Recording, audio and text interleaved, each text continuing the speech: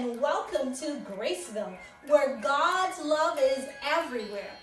It's me, Pastor Anastacia, and my co-host, Baby Zay. We're so happy to join you from Graceville, where it's so lonely around here without you guys.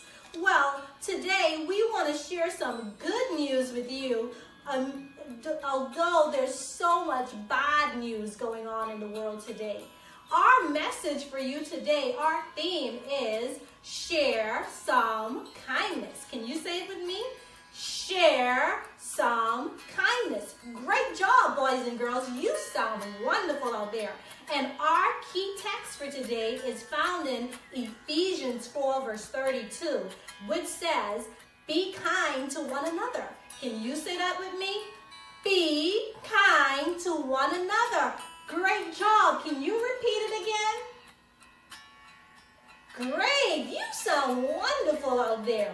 Well, we want to share the story of a prophet. His name was Elijah, and he was caught in the middle of a drought that lasted for 3 years. Can you count to 3? 1, 2, 3. 3.5 years. I don't know how to do a half with my hand.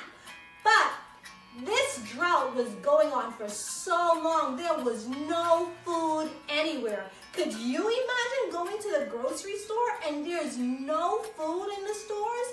Well, that's exactly what was going on back then.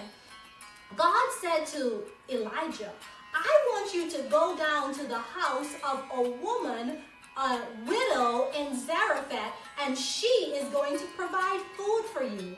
Well, Elijah went and was obedient to God, and he found the widow. And when he found her, he asked her, do you have any food? And she said, no, I don't have any food. There's a drought going on, for pig's sakes.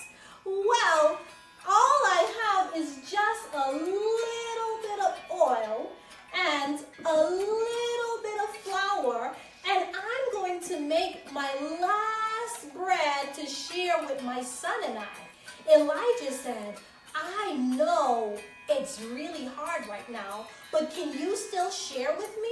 Can you make me a piece of bread?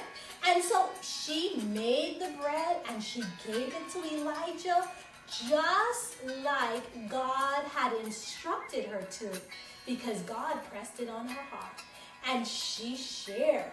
When she was done feeding Elijah, Elijah said to her, because of your kindness and because of your obedience, God is going to bless you. He's going to make sure that your oil never runs out for the entire drought, nor will your flour. For the whole rest of the time, she had bread every day because she remembered to share some kindness.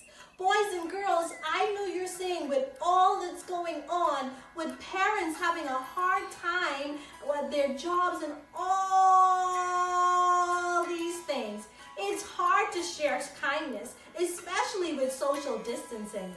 But here's something you can do at home. You can ask your moms and dads if you can use their phone, and you can text a friend or your grandparents or an aunt and an uncle and let them know you're thinking about them. That's sharing kindness. Or you can make some cards like Baby Zay and I are going to work on later to share with people when we are finished with social distancing. See, there's so many little things we can do. You can be obedient to your parents. That's kindness. Or you can actually be kind to your Zoom teacher as well. There's so many little ways to share kindness. So remember, boys and girls, that no matter what's going on, we can still be kind. Like our memory verse tells us, be kind to one another.